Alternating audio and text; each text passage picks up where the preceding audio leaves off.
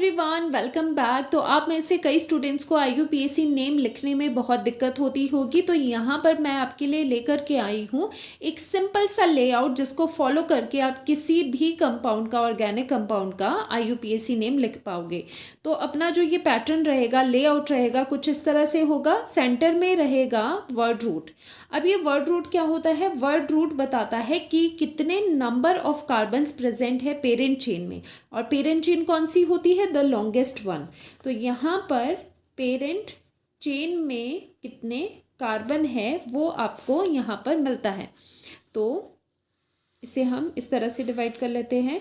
तो word root में क्या होगा? अगर आपके पास 1 कार्बन है, 1 कार्बन की तो वैसे चेन नहीं कहेंगे, 1 कार्बन का कंपाउंड हो सकता है।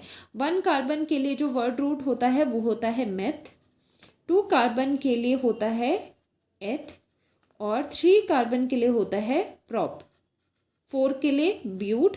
इस तरह से ये चीज़ें चलेगी, ठीक है, ये आपको पता होगा।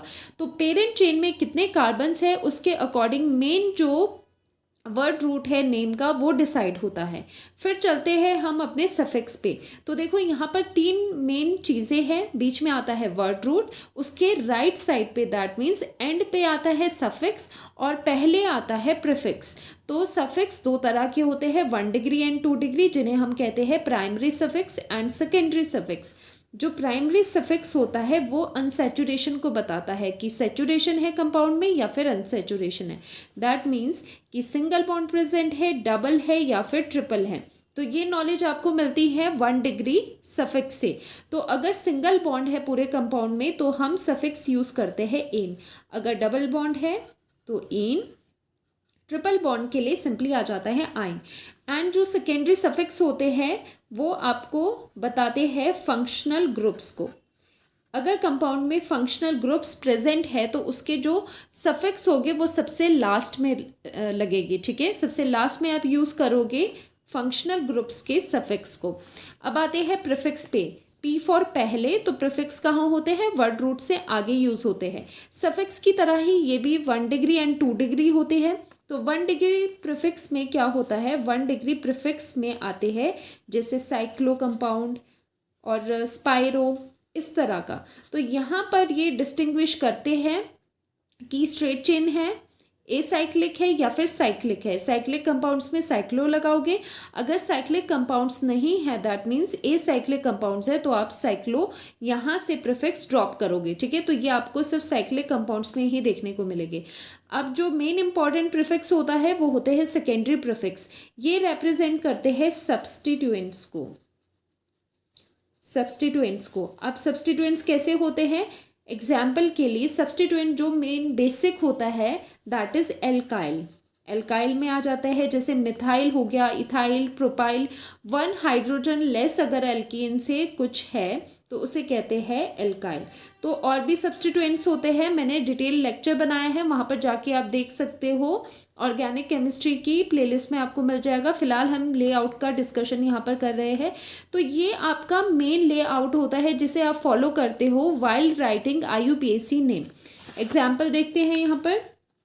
इसका हमने आईयूपीएसी नेम लिखना है। CH3CH2, सब्स्टिट्यूएंट है CH3, CH, और यहाँ पर C डबल बॉन्ड OH, ये आ गया CH2।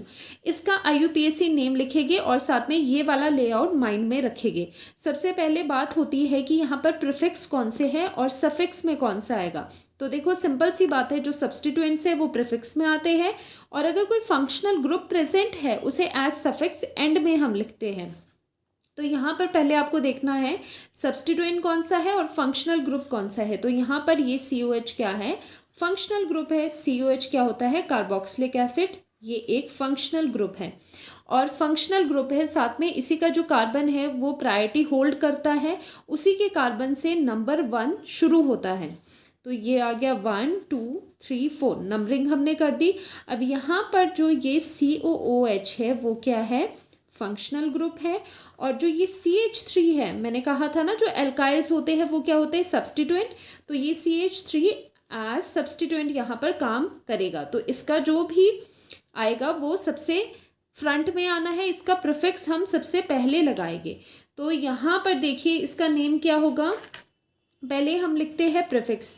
ये साइक्लिक कंपाउंड नहीं है तो 1 डिग्री प्रीफिक्स में से कुछ भी हम यहाँ पर नहीं लिखने वाले। 2 डिग्री प्रीफिक्स में आते हैं सब्स्टिट्यूएंट्स के नेम। सब्स्टिट्यूएंट एक ही है जो कि 3rd पोजीशन पे है और क्या है, मिथाइल। सो 3 मिथाइल 3rd पोजीशन पे मिथाइल है, ये हो गया। उसके बाद ये चीज़ नहीं है। फिर आते हैं वर्ड रूट पे। कितने कार्बन की चेन है, 1 2 3 4। पेरेंट चेन में 4 कार्बन है। 4 कार्बन होता है तो वर्ड रूट कौन सा यूज करते हैं हम, ब्यूट। तो यूज करेंगे ब्यूट, इतना आ गया। अब 1 डिग्री सफिक्स पे आते हैं। 1 डिग्री सफिक्स में कौन सा आता है, सैचुरेशन अनसैचुरेशन को डिस्टिंग्विश करता है 1 डिग्री सफिक्स। तो यहाँ पर आप देख सकते हो कि जो आपकी पेरेंट चेन है उसमें सिंगल बॉन्ड प्रेजेंट है। कई बच्चे कहेंगे मैम यहाँ पर डबल भी तो है, तो आपको पेरेंट चेन में देखना है, फंक्शनल ग्रुप के अंदर नहीं जाना है आपको, ठीक है। तो यहाँ पर सिंगल बॉन्ड है तो हम यूज करते हैं एन, जो कि है 1 डिग्री सफिक्स, तो आ जाता है ब्यूटेन।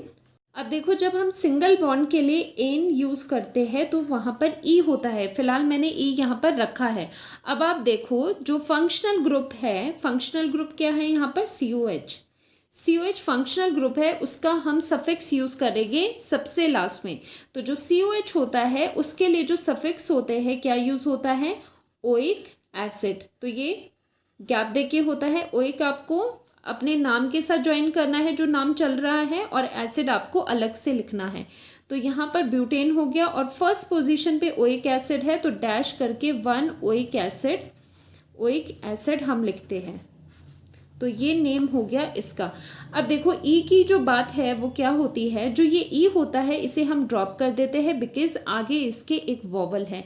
तो जो ये इन एन आइन कि जो ये ई होते हैं ये ड्रॉप हो जाते हैं अगर यहाँ पर कोई वॉवल में से कोई एक है, ठीक है। तो यहाँ पर वॉवल है इसीलिए हमने ये ड्रॉप कर दिया। तो इसका फाइनल नेम हम लिखते हैं 3 मिथाइल ब्यूटेन 1 ओइक एसिड या फिर ब्यूटेनोइक एसिड, ऐसे भी कई जगह लिखा जाता है, ठीक है, क्योंकि 1 ही है, अगर 2 होता तब यहाँ पर मेंशन करते।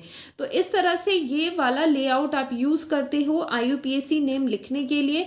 अगर ये माइंड में रहेगा ना तो ट्रस्ट मी आपका हर एक क्वेश्चन इजीली सॉल्व हो जाएगा। आप किसी भी ऑर्गेनिक कंपाउंड का IUPAC नेमिंग आराम से लिख सकते हो। जस्ट आपको रिकग्नाइज करना है कि सफिक्स में कौन से जाएंगे, कौन से फंक्शनल ग्रुप्स हैं और सब्स्टिट्यूएंट्स कौन से हैं। इसके लिए मैं आपको रेकमेंड करूंगी कि जो मैंने पूरा एक डिटेल्ड वीडियो बनाया है इस पे IUPAC नेमिंग में, वो आप ज़रूर एक बार देखना। तो मिलते हैं नेक्स्ट लेक्चर में, बाय बाय।